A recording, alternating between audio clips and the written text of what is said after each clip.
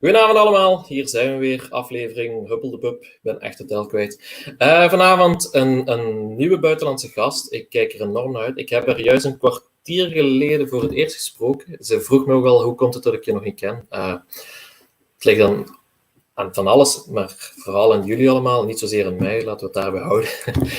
Grapje uiteraard. Ik verwelkom heel graag, en ik zie dat ze al een klein nipje neemt om zich voor te bereiden. Here she is. Hi, Juliette. Goedenavond. How are you doing? Oh, you start in Dutch. Good thing. Well, that's about the only word I know. But yeah. I got earlier this day, Dimitri was with me, and he was telling me you're French from birth. So he was telling me you can talk French now, but my French is really bad. My English isn't that good, but my French is really, really bad. So bonjour, c'est tout. C'est déjà pas mal. Ah, voilà. It's French as well. So, Juliette, how are you doing? I'm doing good. Yeah, no, I'm doing good. It's been a really nice day up here in Scotland. So I spent a bit of time in the garden, and it's good. We're still in lockdown here. So that's going to be eased up tomorrow on Thursday. Mm-hmm. But for now, we've been asked to stay home. So I've been home for the last 9 weeks, 10 weeks. I lost count. And from tomorrow on, you can be working again. We can go out a bit more, and we can meet family as long as it's outdoor. So it's still, not normal. But what is normal nowadays? I don't know. Okay. Yeah. Normal. It will be a while before we get back to normal, I think. Juliette, you started out a few years ago with Glenallachie. Yeah. Yeah, so every time you start with this view? I start with this view, yeah. No, I've started with Glenallachie at the end of February 2019. So last year. And so it's quite recent, yeah. It's been a fantastic move. It's been fun. Even now, even stuck at home, it's actually quite fun to work for such a dynamic company. Yeah. And the view you showed is actually what I see when I drive there.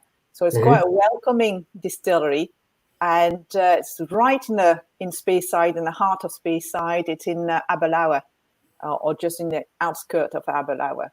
So about 25 minutes drive from my house. Okay, and you do a lot of tastings nowadays with the Corona? We've done a few. I mean, you have to adapt. So I've done one of the first lockdown festival, which was organized by Tomaten very early on. And then I did a couple, one in Belgium with the Mafia cows. And I did a few. And then we do our own Glenallachie event as well on a Thursday night. 7 o'clock UK time. And we've done a virtual tour. So again, I've been involved with that. I've done 2 tastings this weekend with Greece and now yours. So yeah, we're adapting and we're getting slightly better at it. Yeah, for me nowadays, it's nice to have guests like you, because otherwise you would be in another country doing a tasting. But you're stuck at home, so I can ask you, and the most of you are really keen to do it because you're, I presume, that bored. Correct me if I'm wrong. No, we are that bored. We are that bored. and it's, it's nice because people doing my job, we do the job we do because we love people. You wouldn't do the job without wanting to meet, wanting to talk, and so on. And I do miss the traveling. I don't miss the airport. I can't stand the airport. I don't like flying, but I love the traveling. I love being away and meeting people. And because we can't do that anymore, it's nice to have virtual traveling. So for the occasion here, for example, I've got, can you see, I've got my dual glass. I've got a bit of a Gluzner. So I'm in Belgium with you for the next hour or so. I'll be pretending that I'm there. And lots of people joining us. Just so Geert popping up. Yeah, they will be here. I've got one guest in the back room. and we start out with his. I asked him to do a thing on a regular basis. So for the viewers, this is the first time we do this like this, but here he is, my special guest, our special man, Mark. Special man. Hello, Juliette. Good evening, and welcome in Saint Mac on Air. Yes, my buddies. No, I should be pointing that way.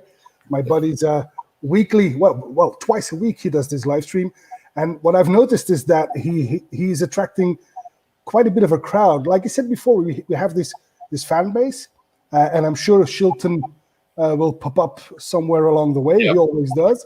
We'll see. But I do see that more and more people discover his stream, which is good fun. But he asked me to join him for a minute, and if you don't mind, I have a couple of questions that I would like to ask you. I'd like to start with Juliette. Comment ça se passe pour une belle française de commencer de travailler pour une distillerie écossaise? Tu veux que je le fasse en français ou on le fait en anglais? No, I think it would be best to change to English. But how does a French lady start working for a Scottish distillery? How does that come about? Well, it's not the plan. It wasn't planned. I came to Scotland to actually teach French. Well, to learn English, which is not the best place to come to be honest with you, Scotland, especially when you end up like me in a town called Banff, and they don't speak English; they speak Doric. So that was a bit challenging. But I came here to really learn English and also to teach French as part of my exchange program. And I just fell in love with the country. I thought people were very genuine. The landscape is absolutely fantastic. The weather is appalling, but you've got jumpers and the rest of it, so you get used to it. But I just fell in love with the country, and there was nothing really keeping me in France. And I thought, why not? So I actually started being a teacher, like most people or most French people or foreign people end up doing, because it's the easy way in. So I studied to become a teacher. I was a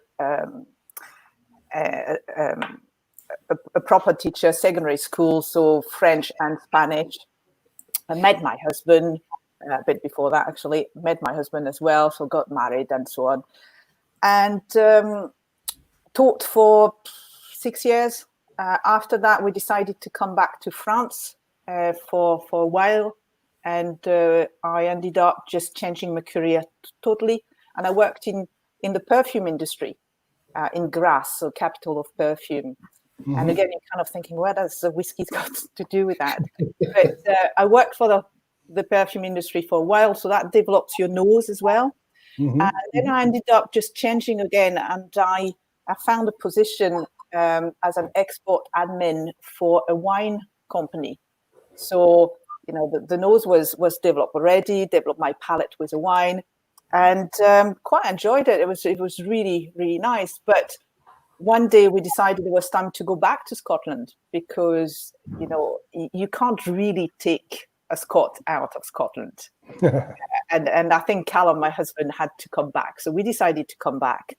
And with the background I had, I decided that I would contact a couple of companies, of which Gordon MacPhail, just out of the blue, sent an email, and they decided that, yeah, why not? Just come and join us. So that was over 13 years ago. So I arrived by chance. It wasn't a plan. The life takes you where it takes you. And that's where it took me. And so I arrived by chance, but I always say I remain by passion. It's a fun industry. You meet great people. You end up obviously sipping fantastic whiskies. So yeah, it's when you like it, it's not like work. Okay, but it's one thing to fall in love with the country, which all the viewers will probably be able to relate to. But then coming from teaching to the perfume industry to whiskey, I mean, what was your affinity with whiskey at the time? Or did you drink whiskey before you joined the company, Gordon MacPhail? Yeah. I think she got a discount. And her husband said, go to work there. Okay, that helps. It's a good question. I did drink whiskey. I wasn't wasn't in love with whiskey. I drank it. I kind of understood it, but no, I preferred wine. That's changed now, but at the time, no, I would have said I'm a wine drinker, and whiskey was from time to time at the weekend. But to be honest with you, if you had asked me, when I was 18, 20, if I would ever work in the whiskey industry, I would have said, no way, no way. I can't stand the stuff. I couldn't stomach it. And that's because, like many French people, the first whiskey I had in the late 80s was a very cheap blend, and I had too much of it. So I did swear to myself I would never touch it again. I mean, I was so sick. To be honest with you, and it's because we're friends, and I've never said that to anybody. I woke up in a bed which wasn't mine. It was actually a fireman, but the fireman was not even in the bed. I was on my own, and it was a big dormitory because I was so sick that it took me into the fire station for me to just, never again. So that was my experience of whiskey for many, many years. And which whiskey was it? Do you remember? It's the late 80s. I mean, you're maybe too young, Gunther. I think Mark is not. I'm not talking about you, Mark, but I think Gunther might be a bit younger than us. Yeah, I'm just 22 now. Yeah, no, the late 80s. You had the whiskey loch, so you had far too much whiskey, and we all know that a lot of distilleries closed. But what people sometimes forget is all the surplus of whiskey had to go somewhere. And there was what I call supermarket blend. So it was sold to supermarket, Carrefour, Auchan, whatever supermarket, Colruyt maybe. And they made their own cheap blend. But it was cheap and nasty. And it did the job if you wanted to get drunk at a very good price. But that was it. And people from my generation in France, we've all known the supermarket blend, and it's very difficult for people to go back to whiskey until you discover what is whiskey. Yeah, it's a fact. Now, you've just explained a tiny bit about how you got the job at Gordon & MacPhail. Now, I was wondering, of course, you had 13 years under your belt when you applied for your job at Glenallachie. How did that job interview go about? Did you talk directly to Billy Walker, for example, or no? It didn't quite work this way. I didn't really approach them; they approached me. That's always a good thing. Yes, I was 12 years. In the industry, everybody knows one another, and some get noticed for the right reason, some get noticed for the wrong reason, and somehow I got noticed, and I was asked if I wanted to be part of a new company. And it took a while to make the decision because, leaving Gordon & MacPhail is a big step. Because it's Gordon & MacPhail, and that the whiskey they have, I knew I could never find it anywhere else. But also because when you work for a company for so long, so I was with Gordon & MacPhail for 12 years. When you work for a company for so long, it becomes so much part of yourself.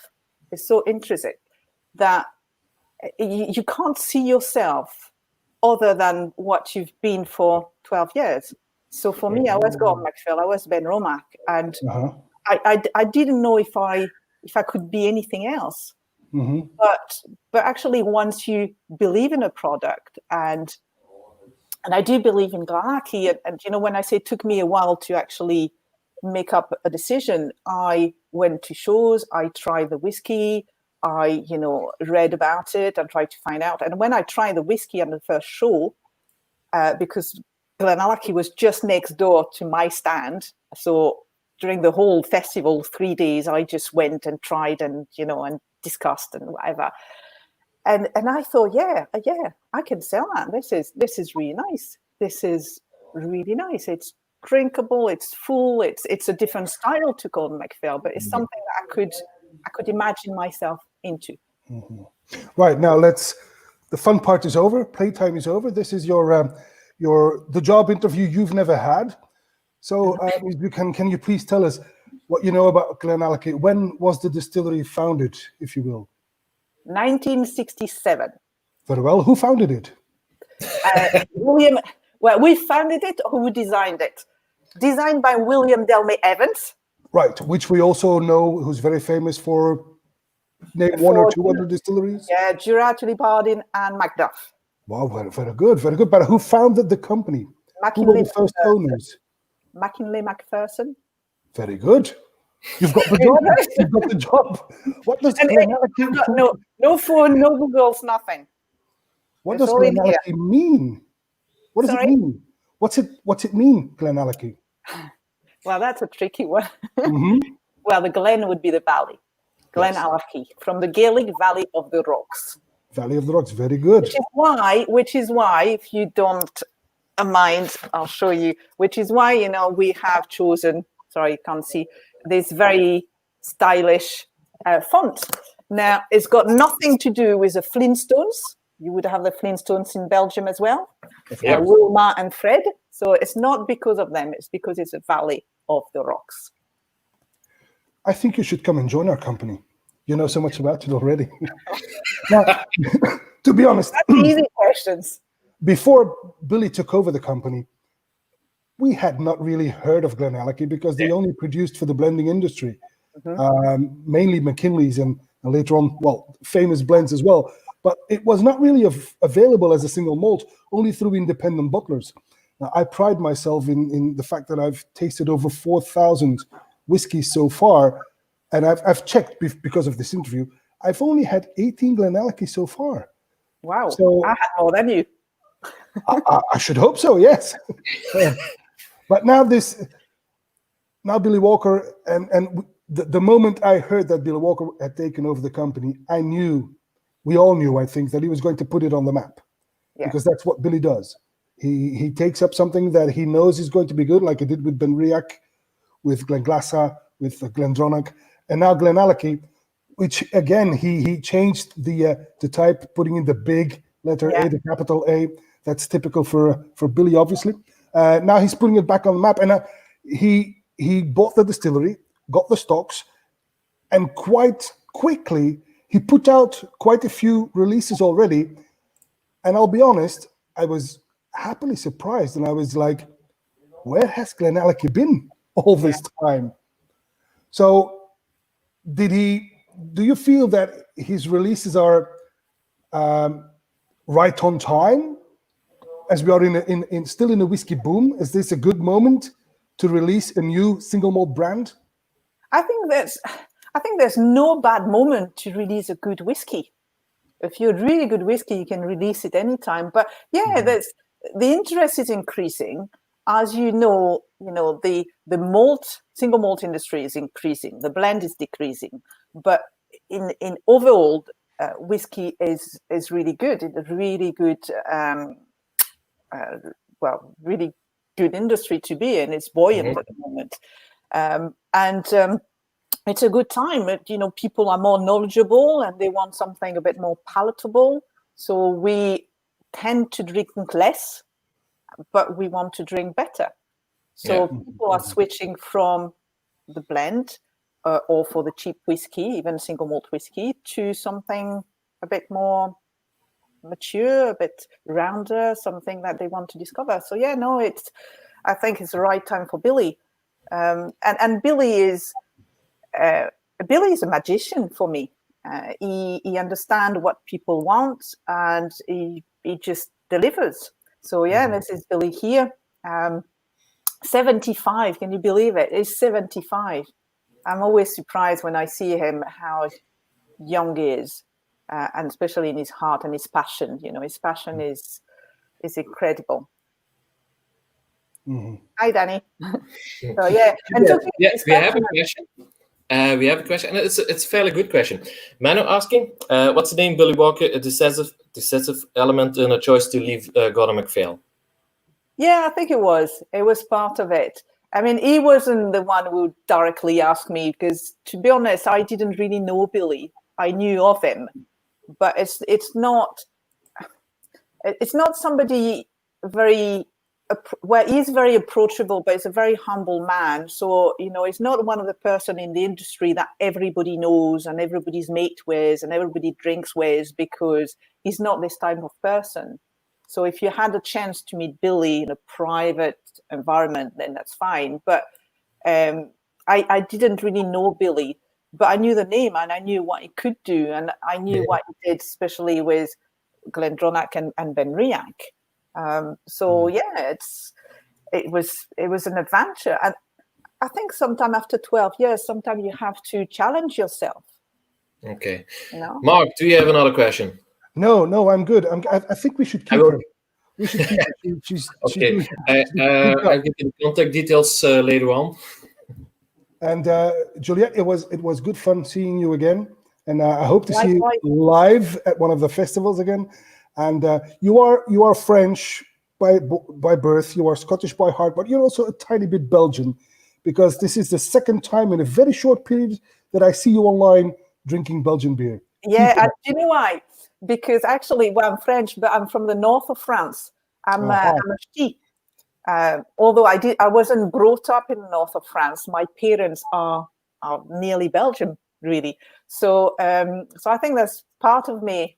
Is I could have been born Belgium, but no, I was just next to Lille, so so it's quite close to you guys. Okay, thank you for being such a lovely person, for being in the stream. I would also like to thank Günther for having me on the show for just a minute. Thank you very much. Just 5 minutes. We we agreed for 5 minutes. It went on for 15 because. Sorry, my bad. No problems. See you later, and I think. You, Mark. Thank you. Bye. Bye. That was Mark's moment. He will be joining us more often the next shows, so get used to him. I see a few people are saying hi to you. I've got Udo from Germany. Okay, it's time. Just show it again. Dank u wel. That's And he's one of the living legend. I presume that's on. I think that wasn't for Mark. I think that was for Billy Walker. Yeah. I quite fancy this one. 12 minutes, Mark. You did 12 minutes. Thank you. Give her a Belgian passport already. Actually. Okay. Yeah. It's a wife. I don't know the woman.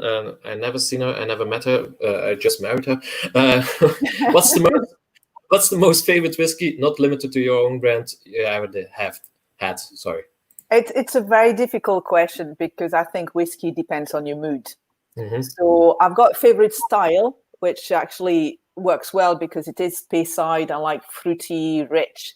But if there was, one whiskey that really stick to my mind, I would say that was a Kalina, 50 years old from Gordon MacPhail.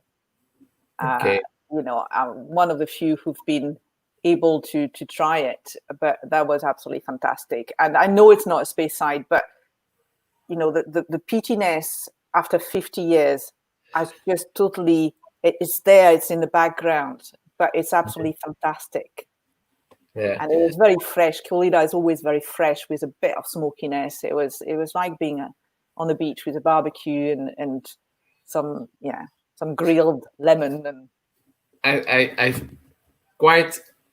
I'm quite surprised by that because a lot of the previous persons who were in the show were telling me their most favorite moment whiskey, because mostly it's about one moment with one whiskey. And most of them had drank at that moment Aqualila. So, is there a reason? I suppose it's one of them that you really remember because it was totally unique. I've been lucky, especially with Gordon MacPhail, to have extremely unique whiskies. Mm-hmm. I've tried the 70 years old Glenlivet. I've tried the 75-year-old Glenlivet, the 70 years old Mortlach. And that was fantastic moments.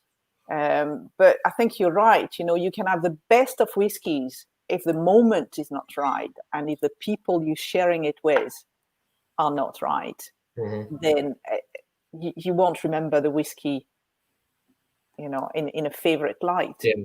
A cheap But whiskey one, at a yeah, basic moment can be great. one I remember well as well, and it's actually a Glen Grant Major's Reserve. Not a fantastic whiskey, but the timing was perfect, because I was with 3 Swedish ladies, and I was showing them around Speyside. We stopped at Glen Grant. We went round the garden, so it's a beautiful setting. But the day was typical Scottish weather. So what we say here is drich. So, a bit wet, and so you're a bit cold. And the guy who took us around the garden, she opened a safe. So I don't know if you've ever been to Glen Grant, but they have a garden full of rhododendrons. And then in the rock, they have a safe. So they have like a cupboard with a key, and there's always a bottle and glasses. Okay. Right? And that was when Major Grant, at the time in 18 whatever, would take his guest. So when you do the tour, VIP tour maybe, they just stop you there and they give you a glass of Major's Reserve.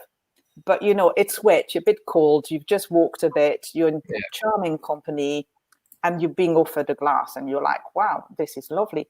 And then the guy took the water from the burn. So you're on top of a little bridge, and you've got the burn down, and she takes, a little cup, take the water from the burns, put a drop in your glass, and it's exceptional. Yeah. Give me the same whiskey at home. It's Major's Reserve. It's nothing exciting, but there it was exciting. There it was just memorable. Before we went on air, you were telling me about Glenallachie. It's all about the team, and you said, please show this picture. Yeah, I love this picture, because this is really what Glenallachie is about. It's about team spirit. We are 22, and these 4 guys are from the warehouse, so it's the warehouse team, and I think they are the ones working the hardest, actually, because, as you know, for Billy, it's all about wood. Yeah. Right? So it's a lot of free racking, it's a lot of finishes. It's trying to source the best food, filling the cask, looking after the cask, doing the samples. I mean, they must do between 100 and 200 samples a week. Right? So they work really, really hard. And the lockdown, they were the only one who had to go to work. They've been working for 10 weeks. They've been there, looking after the cask and so on. And the spirit is still there. You can see them. They're smiling. It's a team effort, and we're all very passionate. There are some other guys working as well. So this is Philip. So Philip with Mike, but Mike's not on the picture. But Philip is one of the 2 distillers we have on site. So Pernod Ricard, when they had the distillery, would have, that's Mike. Mike is a smiley one. Philip is the serious one. Is the boss. But so Pernod Ricard used to run the distillery with 6 people, and it was 24/7 or nearly. I think it was 18 shifts a week. And when we took over, we just cut down the production, and we now do 4 shifts a week, so 4 batches a week. We went but these guys were working there already. Yeah. No. Right. No. They were both at Ballindarloch. Okay. Yeah. So no, they weren't working there, and we switched. So I think for a few weeks there were still the guys from Pernod Ricard training Philip and Mike, and showing them the rope, not training, because they've distilled before, so they knew how to distill. But obviously, each distillery's got different aspect, and the mill is different, and the mashing. So you have to guide them. So there was a period where both were on site, and then the guys from Pernod Ricard left, and we took over. Okay. But we went from 4 million liters of pure alcohol, roughly, to about 600,000 this year. So we really cut down the production, because it's not about quantity. It's about quality. It's about doing what we can do and do it well. Okay, and then there's one person left. Yeah, so this is Richard. So Richard is my colleague. I mean, they're all my colleague, but Richard and I share kind of an office. He's the distillery manager, or operation director is the official title. Okay. And he's a gem. He's fun. He talks far too much. So between him and I, it's long conversation. About work, I presume. About work, yes. Yeah. If I show you these bottlings, Never I don't seen know them yet. before. This is standard range. I'm quite sure. Yeah. Yeah. And then you have the other part of Glenallachie. Mm-hmm. So the first picture was obviously the single malt under Glenallachie range, and it was the core range. So today we have a 10-year-old cask strength, a 12-year-old, a 15, an 18, and a 25. And we are working on releasing a 21-year-old for the end of the year. So that's going to be fantastic. And then the second picture, McNair's, is one of the brands we purchased as well with the distillery. And it's a blended malt, or I prefer calling it a vatted malt, but the SWA is not agreeing with me. So we'll call it a blended malt, which is 4 different malts, 2 Speyside, 2 Islay. The only one I can mention is actually Glenallachie. Yeah. In the mix. Yeah. Okay. It's nice, and it's won quite many awards at the moment, so it's up and coming. It's a lovely malt, or blended malt, if you like a bit of smoke. well, I think that's now. Look. So for Danny, you can see Malt Clan bottlings available. This is exactly the one I've decided to try tonight. Okay. If anyone wants to have one, Danny@maltclan.be. Good advertising. He has to pay me later on, but he doesn't know that. Actually, talking about Danny sent me some pictures as well. This is the environment where you spend your days. Yeah, well, not anymore, but yeah, this is actually when Danny came up, Danny and his son, and they came up and we went for a walk with my dog. I don't have the dog anymore, but that was my dog on a picture. And yeah, we had a good time. So it's a lovely part of the world, absolutely fantastic. So we had a bit of a hike, and if I remember well, his son got injured, fell or something. But he'll be able to tell me again. Yeah, he will be telling us.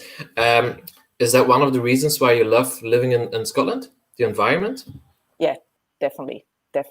And, I think it works for me because I travel. And I always say I've got the best of both worlds, because I like the peace and quiet. I like being at home and just switching off and going for walks and getting fresh air. But I also need a bit of buzz, but in short dose. So when I'm out and about at shows or in big cities, I will go for a walk, and I'll go to the shops, and I'll go to restaurants, and I'll go to the bars. So when I come back, I like the quiet. But when you in Scotland or in my area all the time, it is limited. Okay, but you're saying you travel a lot. What's a lot? Is it once a week or once a month in normal circumstances? Well, before the lockdown, I think in February I did 4 trips. 4 trips, about 2 days, 3 days? Well, between 3 and 7 days. The thing you have to understand is where I live. You have an hour and a half drive to the airport. Right? Okay. You need to get there 2 hours in advance. And then there's hardly any direct flight except Amsterdam, Paris, and London. So most of the trip I do take me all day, because you have to get to Amsterdam first and then take another flight somewhere else. So even when you go for 1 day somewhere, it takes you 3 days. Yeah. Because you have 2 days traveling. That's so long. It's always a long time. But yeah, it's It's good. I mean, I've been to fantastic places. I've been to Russia for the first time in February, which actually I really liked. I didn't think I would like it, but it's fantastic. The buildings are you did the same thing for Gordon MacPhail, or you did something quite different for them? I did similar, but I ended up not traveling so much. And I was more in charge of people at one point, and at the end I didn't travel so much, and I think I missed that in a way. Okay, Mark wants to know something else. Have you have the pleasure to try this one, Glenallachie 35-year-old, bottle 2010 by Special Drinks? No, I haven't. But I mean, Mark, you can have my address, and you can send me a sample.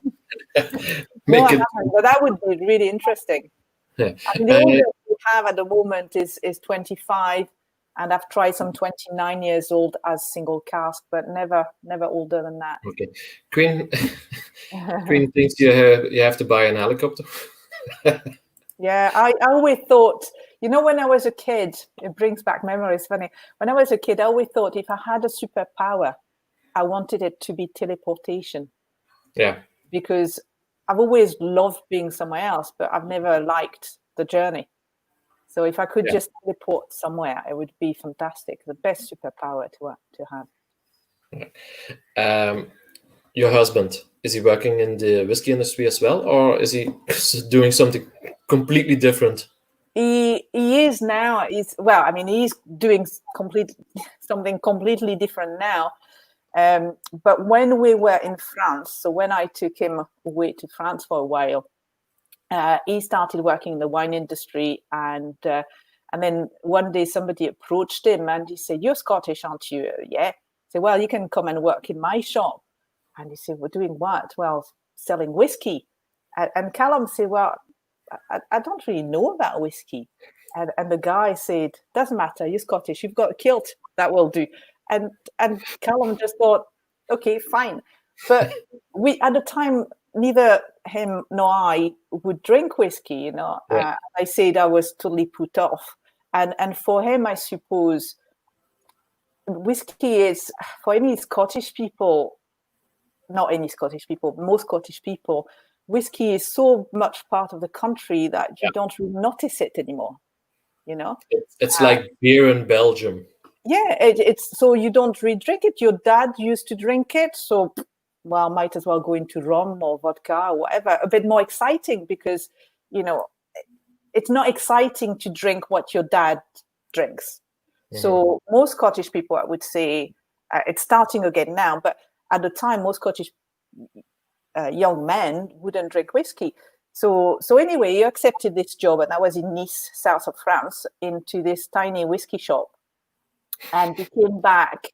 He used to come back with samples of lots of stuff because he had to learn. He had to learn fast about how to sell whiskey, and that's where actually I fell in love with whiskey for real. That's where I rediscovered whiskey. So. Okay, sorry, I was distracted by the post. Talking about nature and talking about where you lived, and then I saw this picture. Yeah, so that's a distillery from the top, and at the back you have Ben Rinnes. So Ben Rinnes is the highest hill from Speyside, and this is where we get the water for Glenallachie.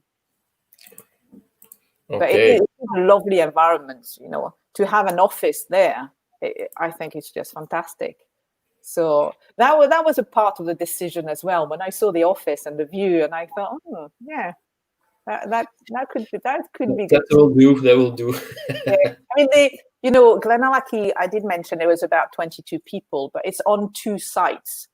So the head office is actually in Coatbridge, which is next to Glasgow, and then you have the distillery. So that was my husband, Callum, so 18 years old. Okay, was the one. So he's supporting you. The other side.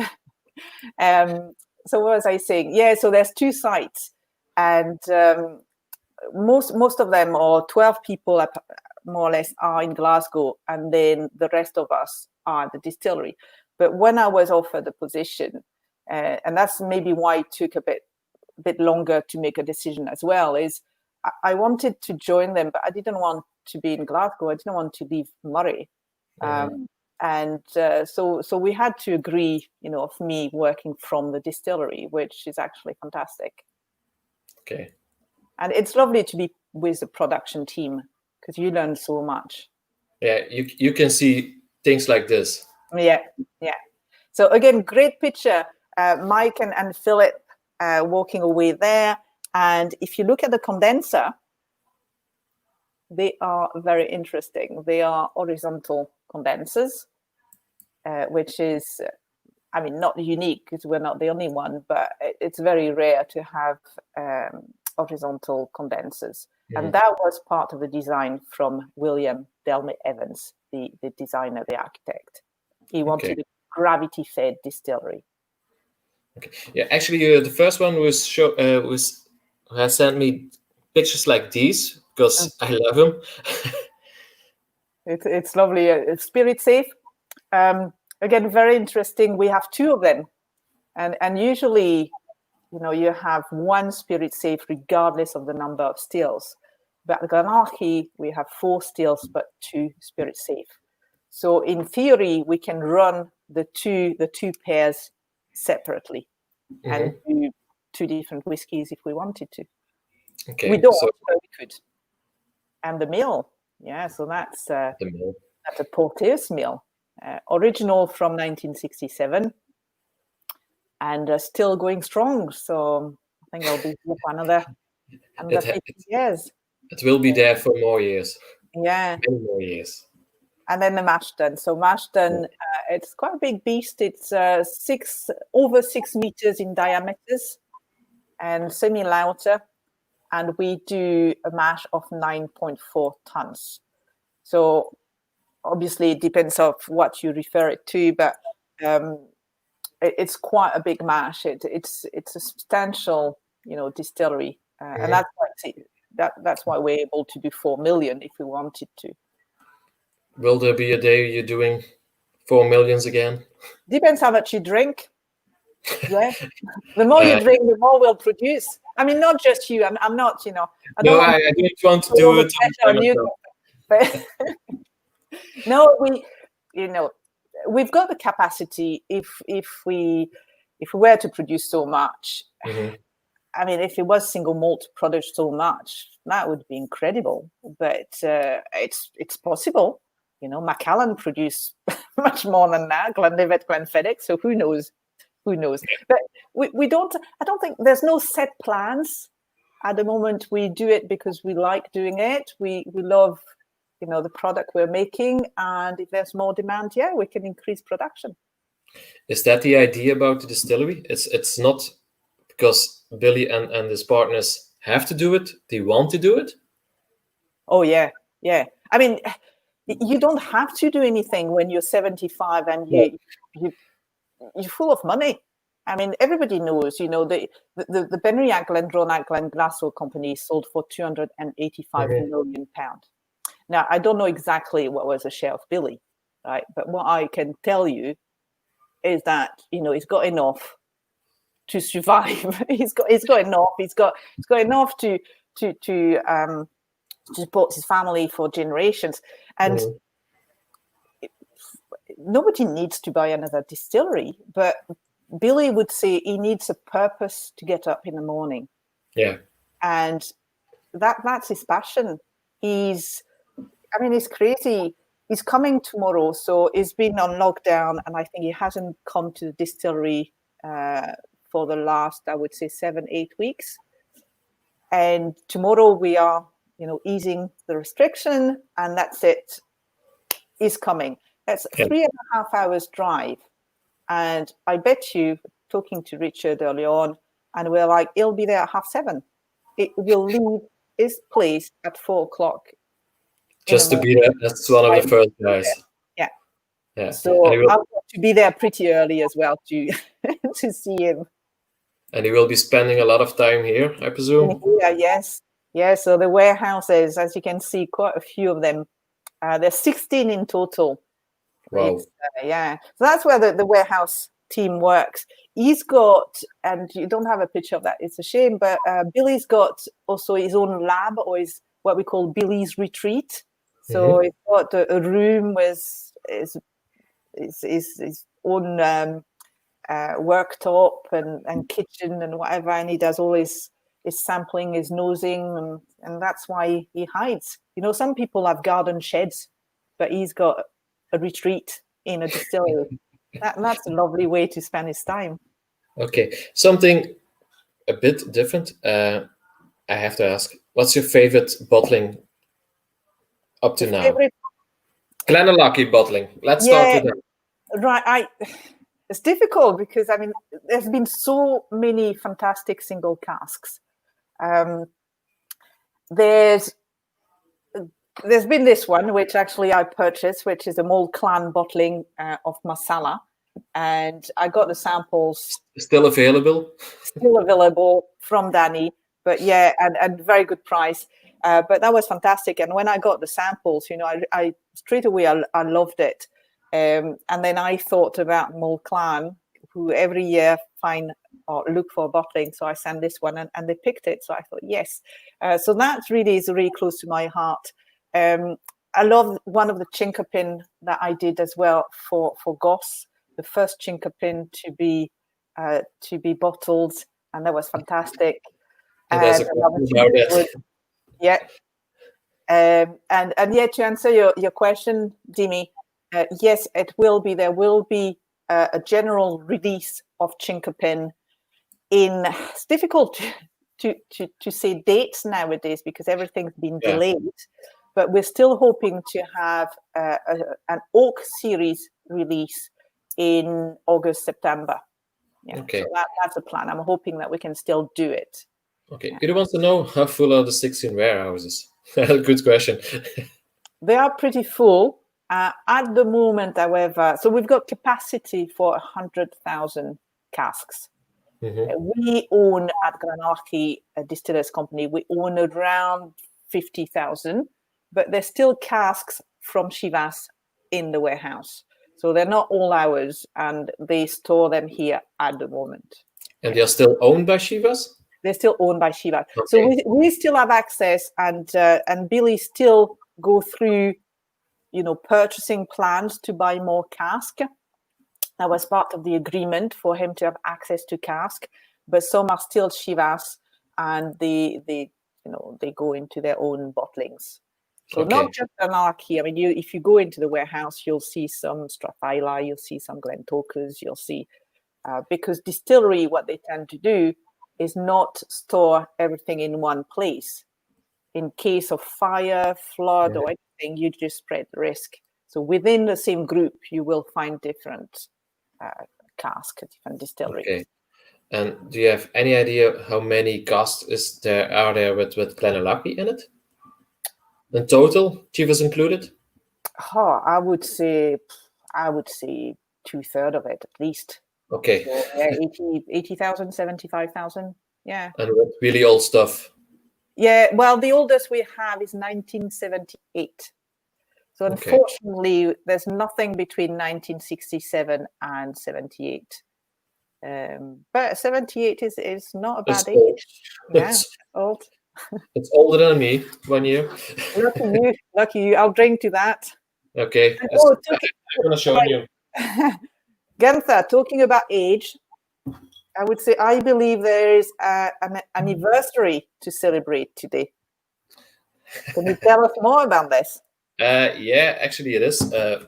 My wife told me just a few minutes before the show started.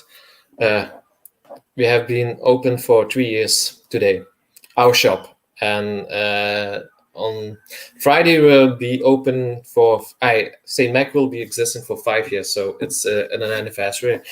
But COVID doesn't make it that easy to celebrate. So we'll be doing that later on. So. Yeah.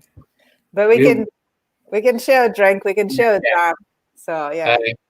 To everybody, thank you very much for joining us. Thank you for chopping with us, and thank you for loving our spirit.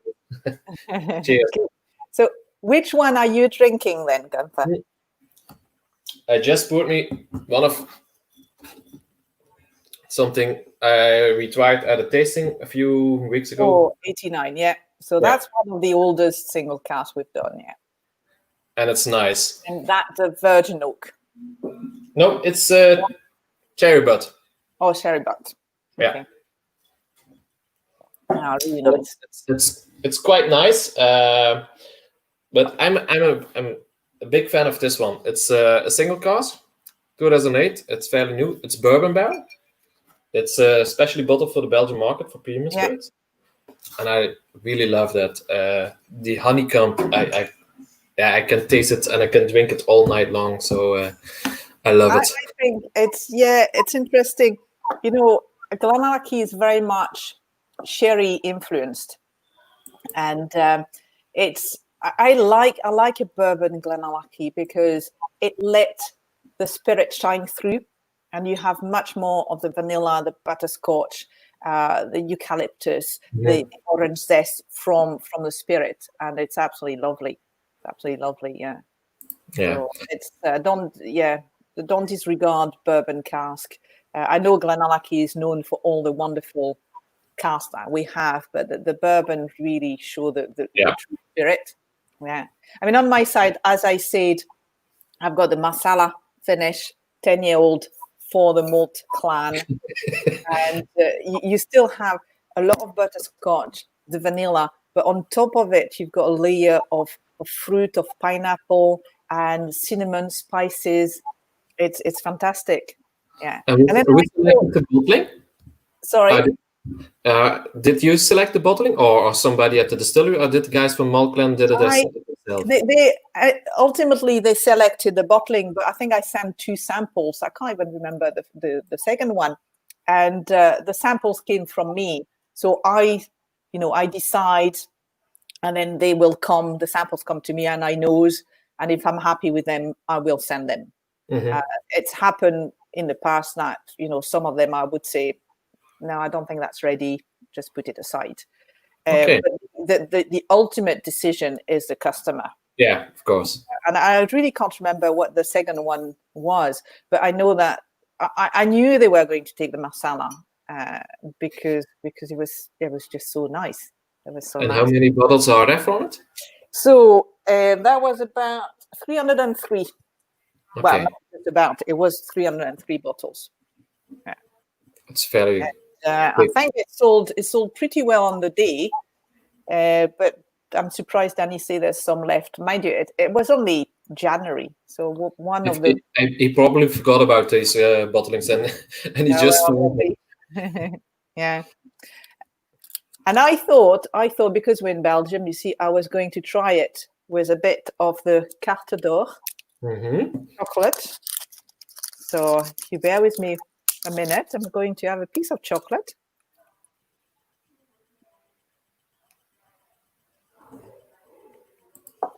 Fantastic.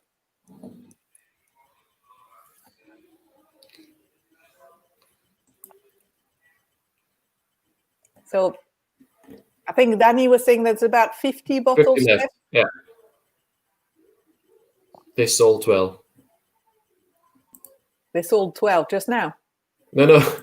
They did a good sale because 50 left from 304. All right. Yeah.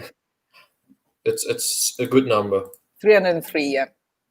No, it's good. No, it's really nice. Cask strength 58.4%, but it's like medicine. I shouldn't say that because it doesn't, it's maybe not the drink responsibly message that you want to say, but it's fresh, it's fruity, it's really juicy. It's absolutely lovely. Okay. I see I have to order 2 of them. So, Danny, 2, please. I got a message. Yeah.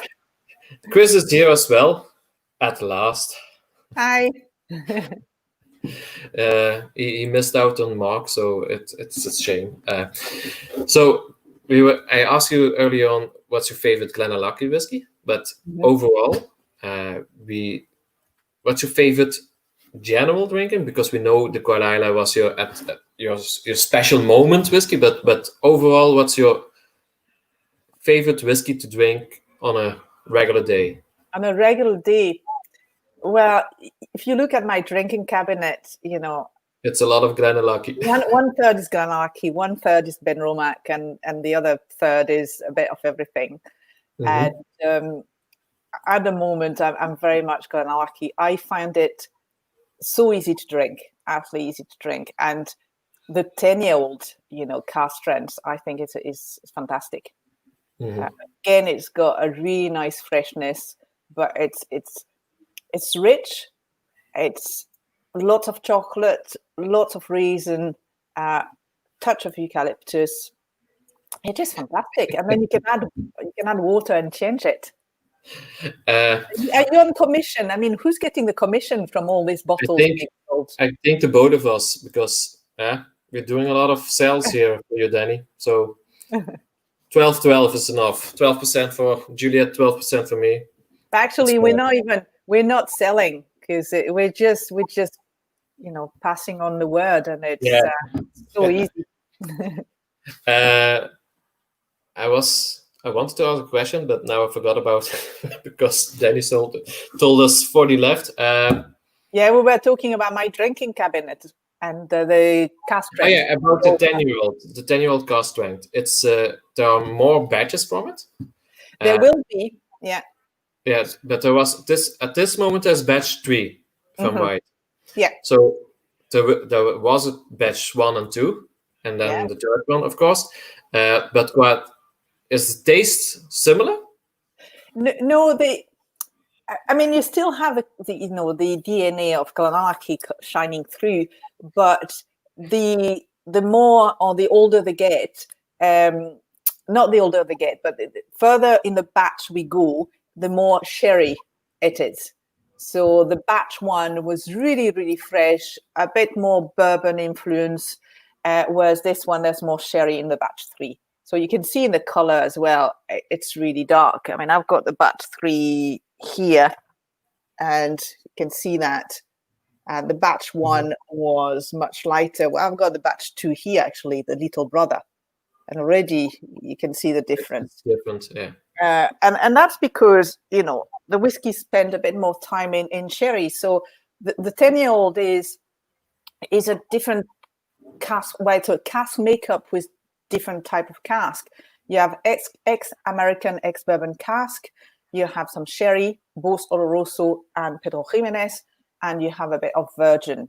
And, for me, Billy is a bit like an artist, and he paints, he creates, but when he paints, he's got the full palette, and he's got all the different colors, and he just add touches of everything.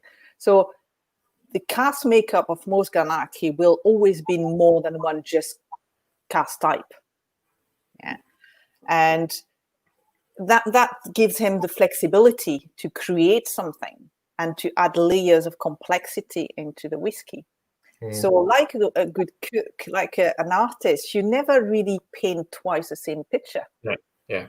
You'll improve it. You'll just add a touch of color. You'll make it maybe brighter. And that's the beauty of Glenallachie as well, is we don't want, to have something. Well, it's not we don't want to have it consistent. It's more that we are not fixed on consistency. Yeah. So even the 12 years old is evolving and it's becoming more sherry influence. So every batch will be slightly different because, unlike big brands, it's not like it has to be the same. No. Will there be something similar to what he did with Benriach in the early days? There was a 15-year-old Madeira, there was a 15-year-old Twin cask, there was a 15-year-old Sherry cask, and I'm forgetting one, but there are 4 bottlings. Yeah. Will there be something similar? Because I'm not on the plan yet, not that I know. But at the moment, we do quite a lot of wood finishes. Between the latest one was between 9 and 11 years old.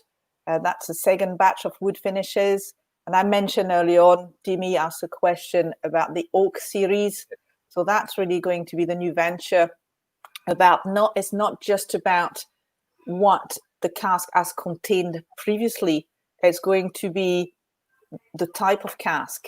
So virgin oak, but some from Appalachian oak, some will be from Chinkapin, and there'll be some Spanish oak, there'll be some French oak, and trying to find out the difference of all this different type of oak.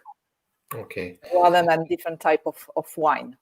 Okay. I have to announce something for later this week. For everybody who's watching, next Saturday, Bob Minnekeer is joining us. Everybody knows Bob, I presume. If you're not familiar with Bob, try Google. Yeah. It's easy. You met Bob? I met Bob, yeah. And you told... Lovely man. I met him when he still had his pub in Ghent, so Glengarry. And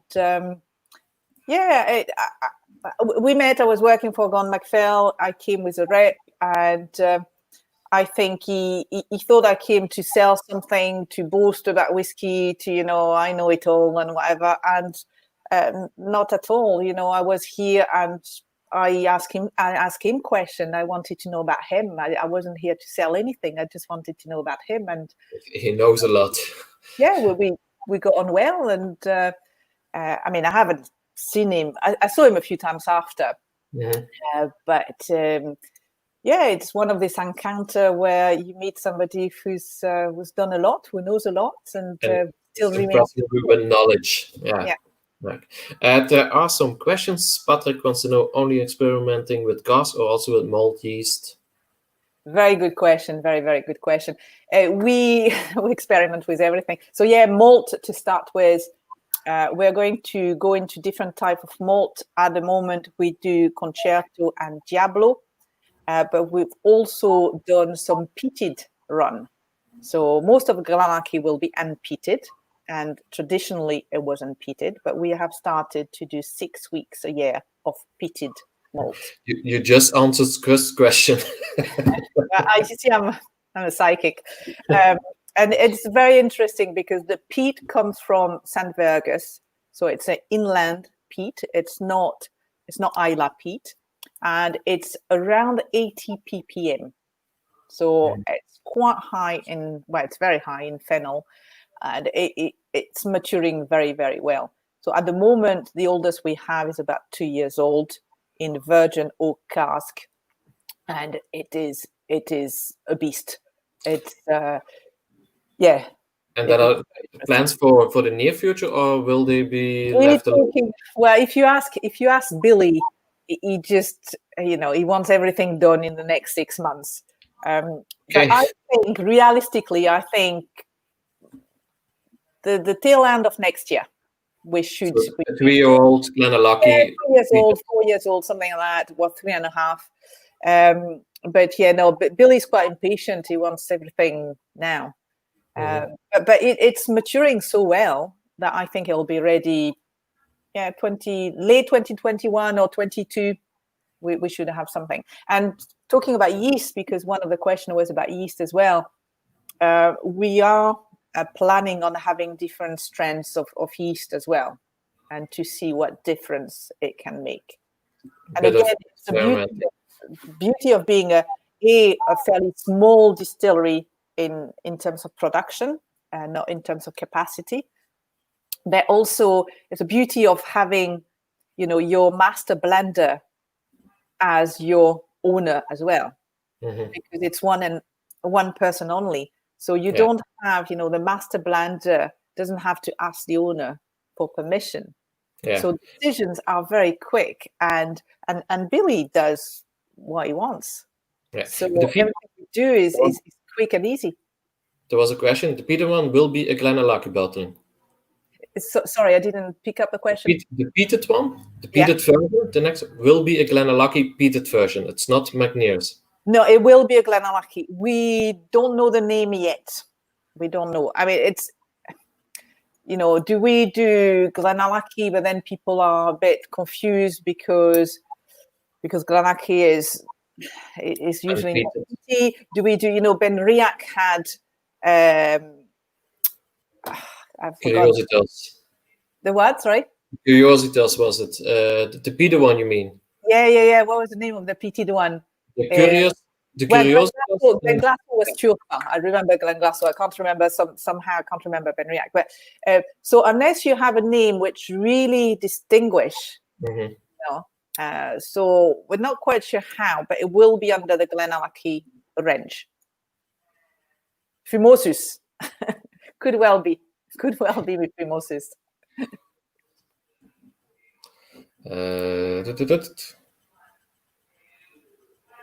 I don't know if this is a question. There's already a view of this.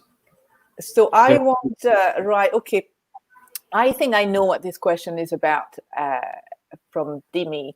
I think you're meaning the strengths at which the casks are filled during production. Bernie Moss. It was Bernie Moss. Right. So, it was Bernie Moss. Yeah. For the the Famusos or Phimosis. We might take that for Glenallachie then. The strength ABV of the whiskey or of the spirit when we fill into cask. I think that's where the question is. Okay. We actually fill at two different strengths. We do 63.5%, like most distilleries in the industry, but we also fill at 68%. 72 at one time, there was somewhere in one of the presentation, we can't fill at 72 because our spirits actually comes out at 69.5%. Mm-hmm. So even if we wanted to fill the cask at 72, this is just not something we have mastered yet. But yeah, there's been confusion because some of the communication from the marketing team was maybe a bit. Juliette, we are at the end of the show. It's about 1 hour and 10 minutes. Mark used a quarter of that. It flew past. It really flew past. It was a pleasure to be here. It was all my pleasure. The last few shows I did something and I noticed the viewers liked it a lot. So the last word is for you. Thank you, Benny. Thank you. So you have the last word, and I will see you in the back later on. So to the people at home, stay safe and see you next Saturday. Wow. Well, thank you for inviting me, and thank you for joining us. Because again, if it wasn't for you people there enjoying the whiskeys, listening to what we have to say, we wouldn't be here. So thank you for joining us, and I hope to be back to Belgium very, very soon. In the meantime, Slàinte, Santé, love you all, and hope to see you very soon. Cheers.